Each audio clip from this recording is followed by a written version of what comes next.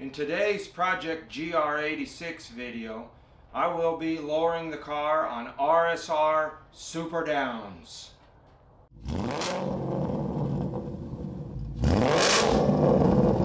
This is the part number for a GR86 for RSR Super Downs. The BRZ has a different spring rate, so it will be a different part number. I chose to also get camber bolts.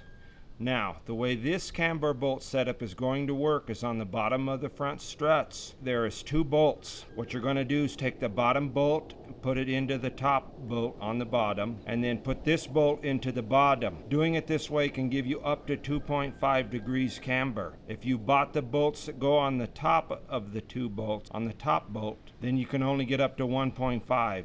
So essentially you're just swapping the bolts around and putting this on the bottom. I'll show you that later in the video so it makes more sense.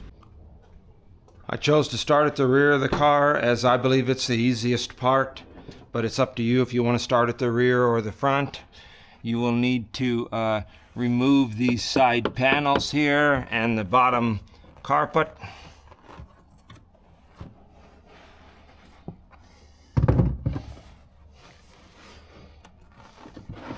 I have the Hakone edition, so I will be having an extra piece of carpet that you may not have.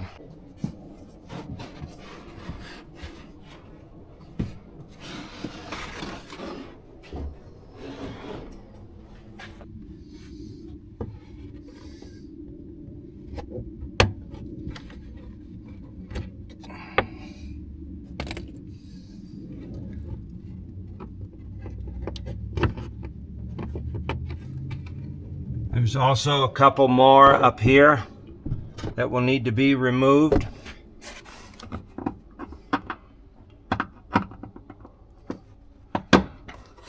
They're pretty easy. All you need is a small flathead screwdriver, really.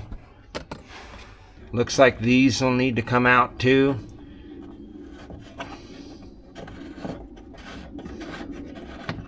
And what I'm doing is I'm just setting them down into here, into the to the foam liner here, so I don't lose them. And you will do the same thing on this other side here. Take out your 4 clips, your thing here. There's also some clippers here, 3 of them that'll need to be removed to get this whole piece. It looks like it goes together here. To remove this piece, you'll just pull up and you'll hear it unclip. It's got these 4 white channels here. Now you should be able to just remove the panel here. For your sway bar end link, it's a 14. For your dampener, it's a 17. For the end of this rod here and the spindle, it is a 17. So 2 17s and 1 14. You'll loosen those. You can see I put a jack on it just to leave it with its little bit of pressure on it, not lifting the car up. Because on the other side, when I did those, I had a time getting these out because this bar twisted. So I'm going to try to keep some pressure so I can push these guys through both sides here. You can see I've already started loosening this one.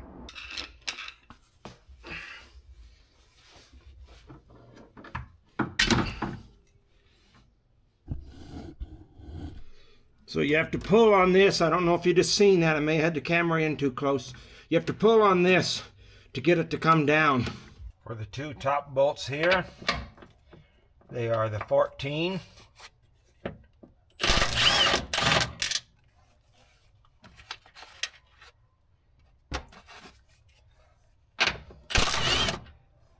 You're just going to push down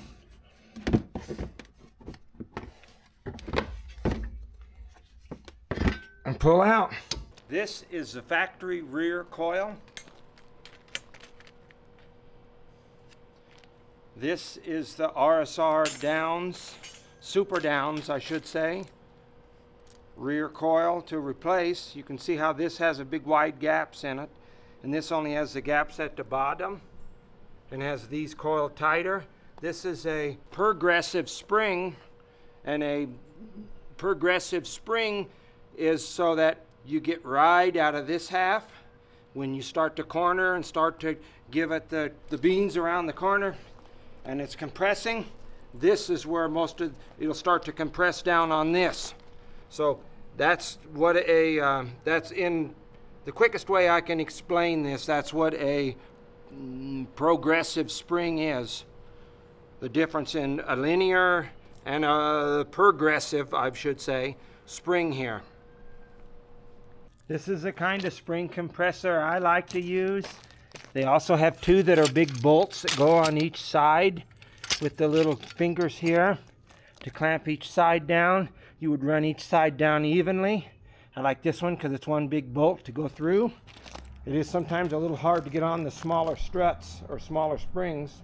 After you've hooked your little fingers around the thing here, like I have here, and ran it down some, it don't need to go down all the way, it just needs to have some pressure on it.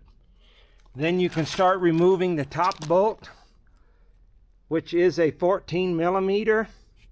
I recommend a pass-through style ratchet with a 14 millimeter and a 5 millimeter Allen key. It just very simple here.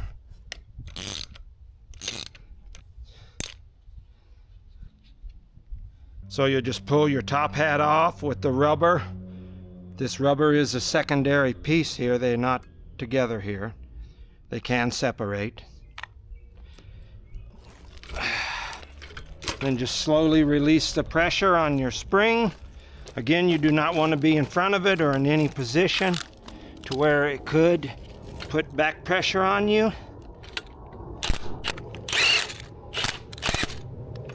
You can see it looks like all the spring pressure is off. There you go. Then take it out of here, take this out of here, so on. Okay, now you're going to want to make sure you remember your boot, your dust boot. You're going to line it up down here on the bottom with the end of the spring into the groove on the bottom of the strut perch, or the spring perch. On the top rubber here is a little indentation as well. You will line that rubber up here.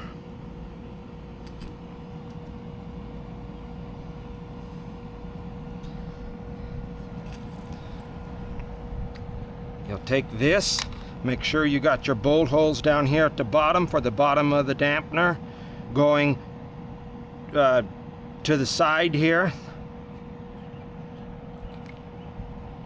And then you'll want to line this up to match with the bolts lining up with where the holes are coming out the side here. Because if you don't, it will not go in your car. And then you can just pressure down like I'm doing here to get it started. You do not need the compressors any longer because it is a shorter spring. Take your 5 millimeter and your 14. Again, make sure these line up, look like they line up to your eye. Pretty close, close enough for me. And again, you tighten it until it won't tighten any longer. It'll stop wanting to tighten. There it is. There is no more tightening. There's no torque spec. As tight as it can go. It will stop on you. So I recommend you have a buddy here to help you. It's a lot easier. You could probably use a floor jack or a bottle jack, but we're going to need to get this to go up through here. The hardest part is lining these guys up. So what I did is I put the heads through the front side. I lined it up with my screwdriver so I could get the holes lined up on the front side over here towards the front of the car, I mean. And then I put my bottle jack on here. I need to get a better one. It's kind of a ghetto bottle jack. And then you're just going to have to fidget around to get these two to line up. And you're going to have to jack this one up. After you get the center one lined up, the others line up kind of easily. So you're just going to pull this part here out like so. Okay, so now what you want to do is get a jack or something on here so you can get some pressure on the suspension here. because you need to have it loaded or it will not be the right torque specs. This one you will tighten to 81. This control arm to hub, you will tighten to 81 foot-pounds.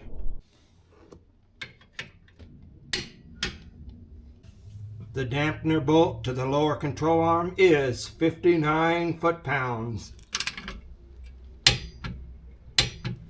Sway bar end link is 28 foot-pounds.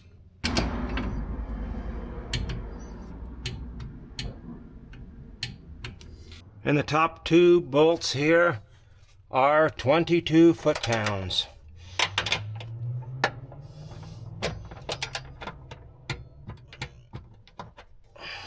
And you will repeat the same steps on the other passenger rear side. On the front, you will need a 17 for the sway bar end link. You will need a 19, one on each side, maybe an open end or boxed end, and a socket for both of these down here. You will need a 12 millimeter to remove this bolt right here for the brake line. Needle nose, long handle needle nose to get this off of here, as you need to pinch the back side of here and here.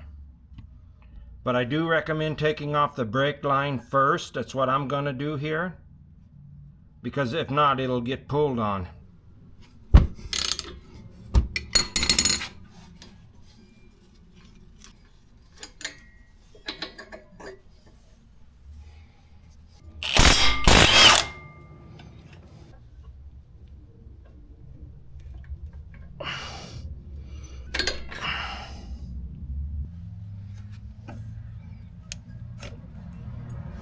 This will be a 17. You do need a ratchet that has a go-through.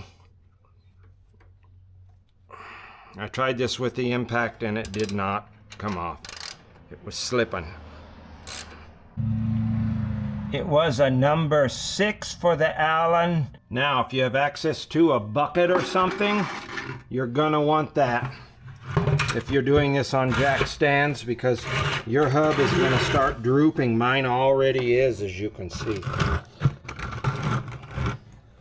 Actually, you want it under here, under the front of the hub, or else you will bend the shield. And you don't want to get these bolts mixed up.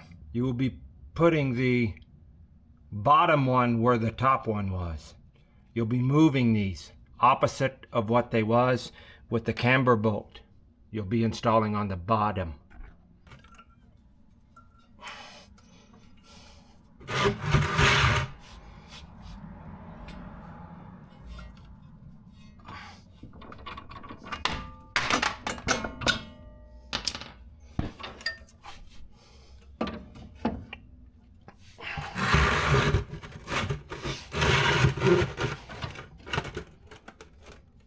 Just like I was telling you, there would be chaos. Smooth, easy chaos. Okay, now, on the top up here, these are 12s. We're going to remove 2 and leave 1 slightly loose, so it's hand tight so I can get this strut out. And I don't know if it matters, but there's a pinkish purple dot here I've been noticing is at the back.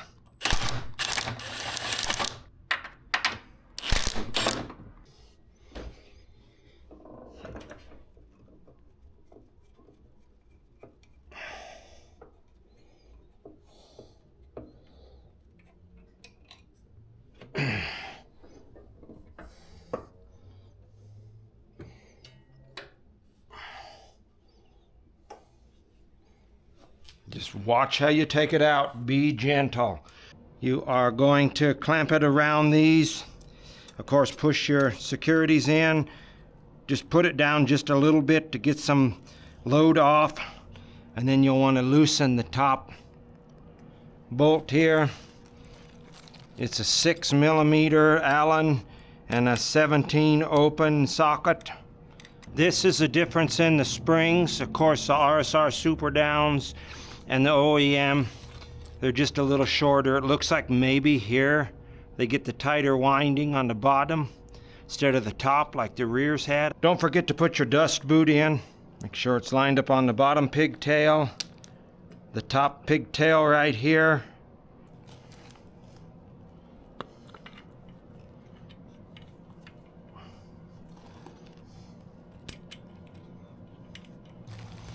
Make sure I still got everything lined up right here before I start tightening down.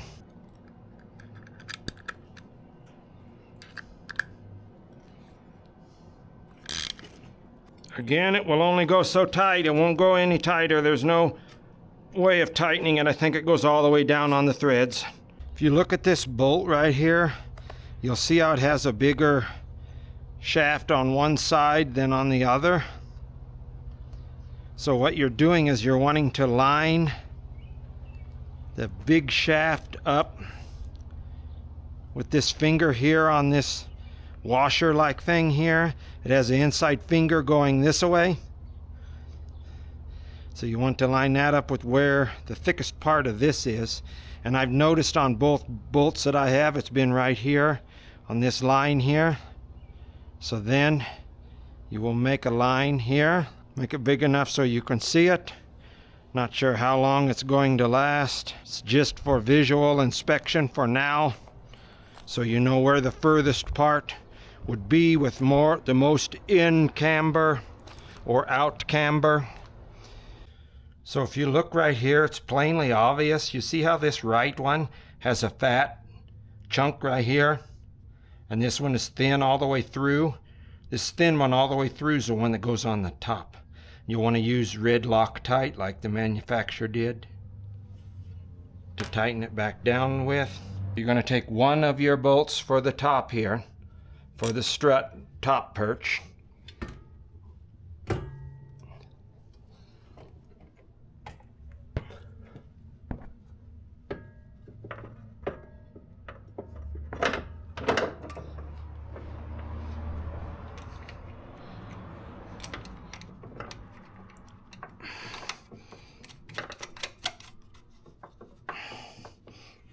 And again, I put the purple back again. Take the other two now. Pop those bad boys up. Basically the reverse of what everything else was earlier. I recommend you plug these in first, because I didn't on the other side and it became a headache, a nightmare. On this cam bolt, this side is an 18. This side is a 15. You will torque it to 97.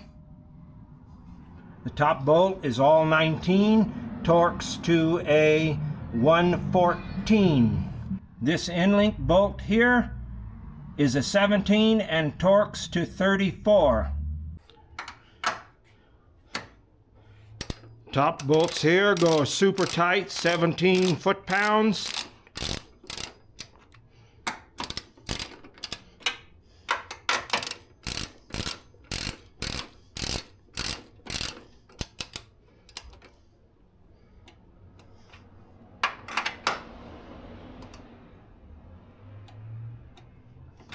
Can't even hear it click, it's so tight. And you will repeat the steps on the other side of the front.